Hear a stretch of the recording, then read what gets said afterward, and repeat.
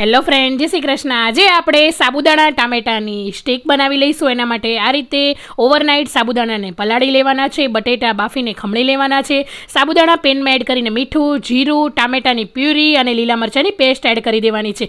Kilo સાબુદાણા હોય તો 500 ગ્રામ ટામેટાની puree add કરી દેવાની છે। આ માપ સાથે બનાવવાનું છે અને 250 ગ્રામ જેટલા બાફેલા બટેટાનું ખમણ એડ કરી દેવાનું છે અને બધું જ સારી રીતે મિક્સ કરીને આ રીતે ગેસ પર ઉકાળવાનું છે। હવે તમે જોઈ શકો છો બટેટા પણ સારી રીતે મેશ થઈ ગયા છે। તો આ રીતે ઘરમાં રહેલા તમે સંચાની અંદરથી પણ પાડી શકો છો અને ગ્રોસરી બેગની અંદર આ રીતે બેટર એડ કરીને સીઝરથી મદદથી હોલ કરીને લાંબી લાંબી સ્ટીક કે પછી તમે ચકરીનો શેપ પણ આપી શકો છો। તમે સાબુદાણા બટેટાની ચકરી તો ખાધી હશે, પણ આ રીતે ટામેટા એડ કરીને સાબુદાણા ટામેટાની ચકરી બનાવજો, ખૂબ જ ટેસ્ટી બનશે।